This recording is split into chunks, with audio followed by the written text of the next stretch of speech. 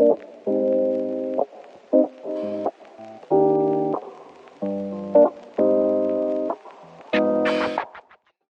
I'm Dr. Cordelle Ofori. I'm a public health doctor, so I'm a consultant in public health medicine based in Manchester.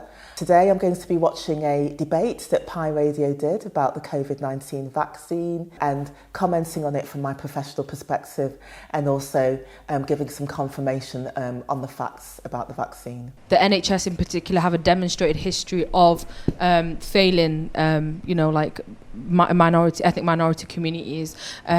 However, there are also ethnic minority like doctors and scientific personnel and medical personnel who are coming forward to talk and dispel myths about that. Like, there are a lot of initiatives in place. So I would definitely say that there is information out there for people to look at from people that they would trust. So, I think anybody in this country who is of an ethnic minority background, whether it's an African, Caribbean, Asian or other ethnic background, most of us would have experienced some form of racism in our lives. We know it exists, we know it's there, we know that systemic racism exists, we know that institutional racism exists, and nobody's going to argue with that. We know that there are lots of genuine reasons why people don't trust governments, they don't trust institutions, and as a result of that, they may not trust a vaccine.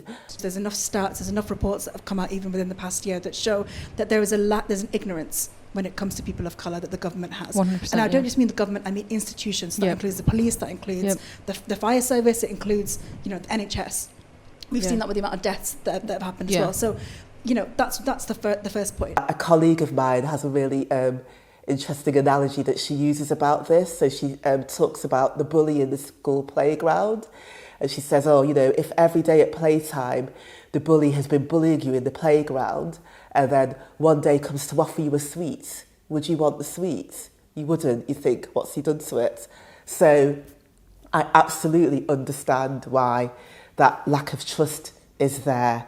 And the second point is that while there are people of colour doctors that are or scientists that are backing this, that doesn't take away from the fact that it's an institution. The NHS is still a government institution, right? And that's what I have the problem with, is the police force is an institution as well. Just because there are black and Asian police in the police force doesn't make it any less racist. Professionals and clinicians like myself are really trying to say is that, we get this and we understand why people don't trust the vaccine, but at the same time, this is really important.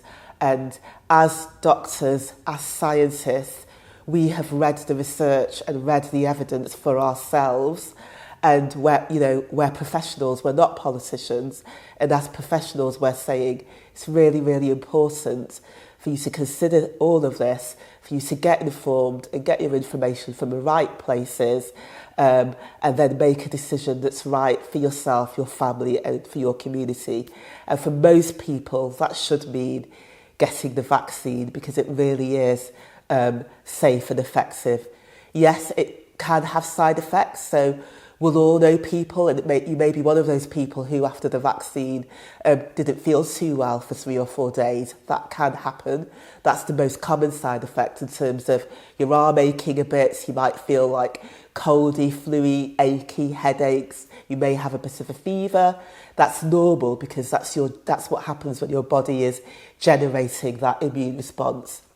But anything more severe than that is really, really extremely rare, and you're much more likely to get COVID or get COVID badly than you are to get some form of serious side effects from the vaccine.